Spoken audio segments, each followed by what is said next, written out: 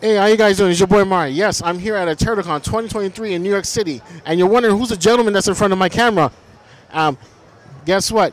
He's one of those mysterious voice actors not many people know about, and he has done such wonderful work. Not many people get to meet him. I'm here with the one and only Pete Cannarozzi. That's how you Cannarozzi. Peter, thank you so much for coming here and spending time with me and my audience. You're wondering why is he in front of my camera and why am I interviewing? Well, here's the thing. He was part of that great wave of voice actors from the 80s. And right now, this is my first time having him on my show, so we're going to learn as much as we can about him. So, Pete, how did you get your start working in the entertainment business? I've been a musician since I was 11 years old. I started playing in church. And then at age 12, I started doing gigs, playing the organ. And my parents took me all around to all the different clubs and restaurants and promoted me and just sort of catapulted from there. Okay, that's cool, man. That's good.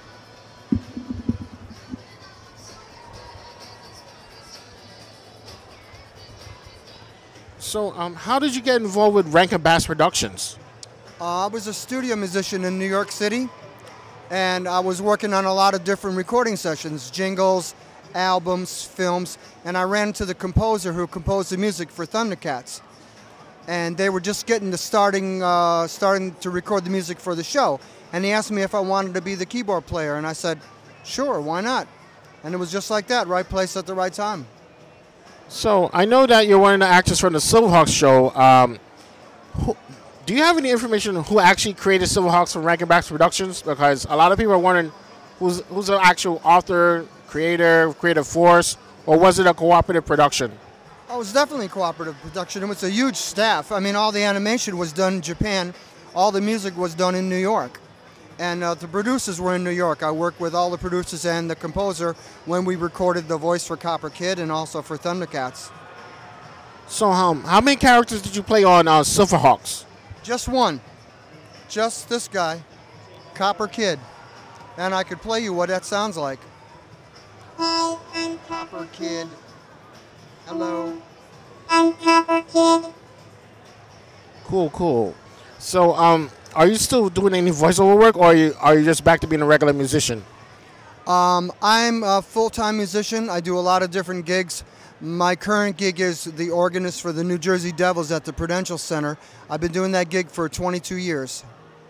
Nice, man. Nice. Are you still back in the voiceover business, or that's it? Say that again? Are you still doing voiceover work? Occasionally. I have my own production studio, so sometimes I have requests to do songs or jingles and some voiceovers and stuff. Yeah, but mostly I'm a instrumentalist. I play all the keyboards. Okay. Well, I heard there's a wild rumor going on the internet that they're going to make a live-action Silverhawks movie. What are your thoughts on that? Love. I hope they call me. Okay. So one of the things that, the show only ran for one season, correct? Could you repeat that? Silverhawks, the show. Yeah. The Silverhawks show. It only ran for one season, correct? Right. There were 65 episodes, but Thundercats had 130 episodes, but we only ran for one season, which was 65. So, what do you feel that what they could have done to make the show a little bit better? Because I liked the show for what it was at first, but then they could have done more with Silverhawks. I didn't see all the episodes, and I know it was a spin-off, so a spin-off is kind of like the secondary, of the first show. But I thought it was very successful, actually. Oh, yeah. I remember I had the toys when I was growing up. I had Quicksilver. That's it. Yeah.